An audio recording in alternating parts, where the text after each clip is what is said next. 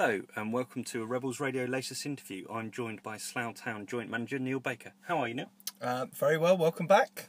Thank you very much. You don't sound too well. Are you feeling a little bit under the weather? Yeah, a little bit under the weather. I had a sort of bit of man flu over the last sort of day or so, so I've tried to keep myself away from everyone today.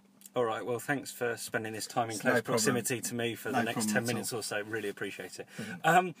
Let's firstly look back to last Saturday. A nice turnaround and back to winning ways. Yeah, it was a good win for us. We needed it really. We pinpointed that after the run that we'd had that we needed to try and pick up 3 points.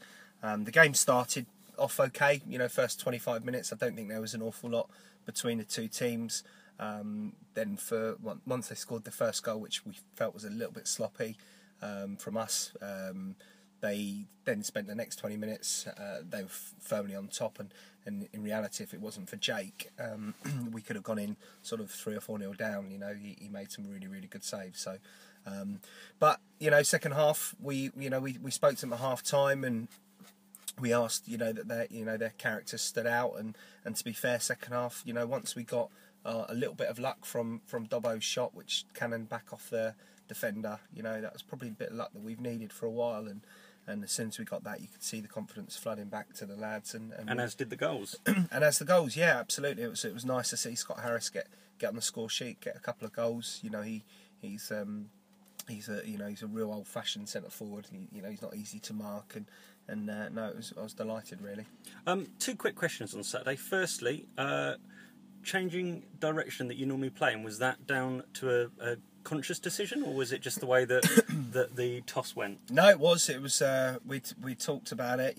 Our home record hasn't been great, to be honest, since we took over. I think we only had one period where we had a run of wins, so we haven't been great at home this season. So we thought we'd just change it up a little bit. It's football's psychological at times, and we decided we'd warm up the other end and start going towards the sort of end that we normally finish at. So it was a conscious decision that we decided on, and listen, it doesn't really make an awful lot of difference, but we won the game, so we'll probably do that again. Second question, some interest in it, some discussion on the forum about it. George Shaw obviously had a knock just before half time, got a bit of an injury, also was booked and had been kind of putting in a few challenges. Yep. Was he taken off for the injury, or was he taken off from a tactical reason? No, it was an injury.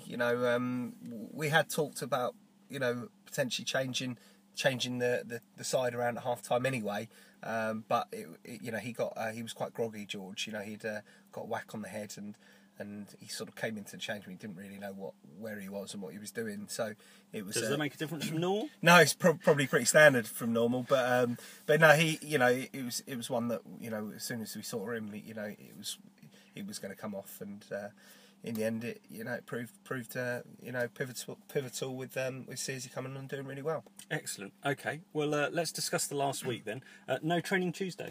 No, we've got a lot of travelling coming up over the next couple of weeks. 4 away games, and we felt that the previous week we'd been to Weymouth, then Paul. We trained on the Thursday. We trained on the previous Thursday.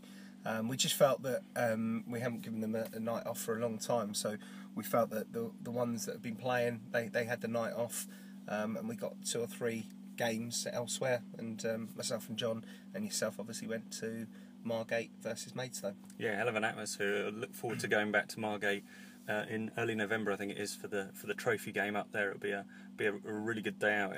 Get all those Rebel fans down there to put some of those locals through their paces. Absolutely. Yeah, you said you got a few people games. Who got games and some had a harder game than others? Yeah, Adam Cornell and Sean Fraser both went and played for Binfield.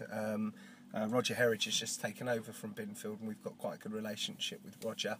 So we allowed those two to go and play. And unfortunately, Dave Woosley got sent off on 40 minutes for a tackle. And then within that same incident, one of their Binfield players also got a red card for a second booking. So it left them down to 9 men at 0-0 with a whole second half to play. But Binfield went and won the game 1-0, which is tremendous result for them. And it meant that the 2 lads had a real good 90 and had to work very hard. Excellent. And there was a few league fixtures on. The opponents on Saturday, Truro were one of them, coming out 2-1 at home victors to Frome. What do you make of the trip down there to the southwest this weekend? Yeah, I mean it's the toughest one that you've got to face in this league. 270 miles. Yes, it's a long way. It's a long way, and I mean I've done it before on the train, and I don't think there's an easy way of getting there. Really, it's 4 and a bit hours on the train. 4.5, 5 hours in a car, maybe 6.5 hours on a coach. So we've made the decision to actually go down in cars. The players, there'll be 5 of us driving, and none of the players will be driving. They'll just be relaxing, and in the hope that we can get down there nice and quick. Also to save costs as well. It's an expensive trip. If you get a coach and you have to do a night stop and whatever else. So we've coupled it with a night out. We're going to stop in Exeter on the way home, and try and make a bit of a day out of it. So it's a tough one.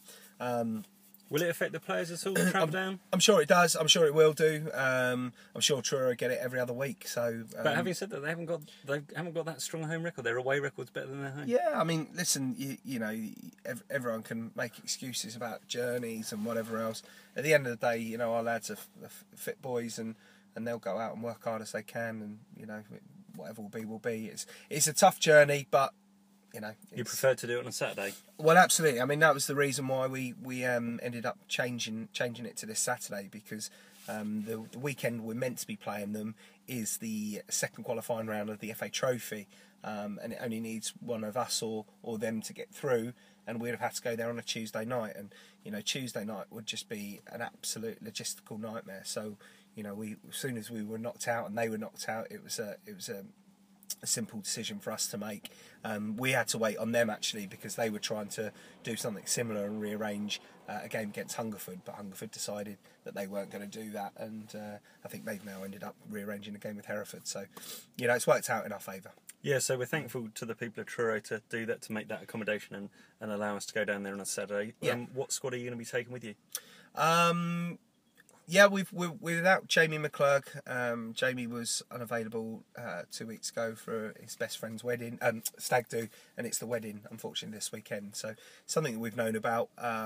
So him and George Frith has got a slight problem with his adductor, so he will not be travelling, and then also Eddie's still not quite fit. But other than that, we've got Luke Knight, who trained fully tonight. He'll come back into the squad. I mean we're sort of pretty much where we were from Saturday, with the exception of Clergy and bringing in Knighty, so pretty much like for like. And what do you go down there hoping for? Well, you hope for a win. It's any game you go into, you hope you win. I mean, no, we just want to go there, work hard, make sure that we put in a performance, and we've got no divine right to win anything in this league. I mean, Truro are obviously sitting in the playoffs at the moment, and we've got to aspire to be like those sides, and for us to be like that, we've got to try and beat them. So we'll be going there, trying to win the game. Brilliant. Final note, Warren Harris had his surgery end of last week. How's he getting on? Yeah, he had his surgery on Friday. He's obviously bedridden at the moment. He's up and about in terms of he can, on his crutches, walk around a little bit, but he has to do his exercises every hour. It's a long slog, a bit like Fowles. I mean, unfortunately, because he's an electrician, he's always bending down, and it means that he's probably got to be off work at probably 2 weeks longer than Fowles would have been. So, it's quite a hard hit, for anyone to be off work for 6 weeks, especially when you're self-employed. So obviously we've run, or I've run the fundraiser from Slough, and my FC are running one at the moment, which is a golden goal competition. The Slough one's actually sold out now, but there's still, I think, about 40 or 50 tickets on the MyFC site. So if you haven't bought one, you haven't managed to get one, get onto the MyFC site. Some good prizes. Yeah, there is. I mean, we just, instead of just donating money, I thought that we'd come up with something where there's some prizes, so somebody can try and win something from it, and it's £10 a ticket. So it's we've had a good response from it, and it just helps a massive player through a very tough time. So yeah, it's the least he deserves. Yeah. Yeah, I think so. Excellent. Well, thank you very much for your time. It's been nice to catch up. Hopefully we'll catch up between the next 2 away fixtures between Corby next Wednesday. Yes. Yeah. But before that, let's hope that Slough get 3 points this Saturday. That'd be very nice. Excellent. Cheers, John. Thanks. Thank you.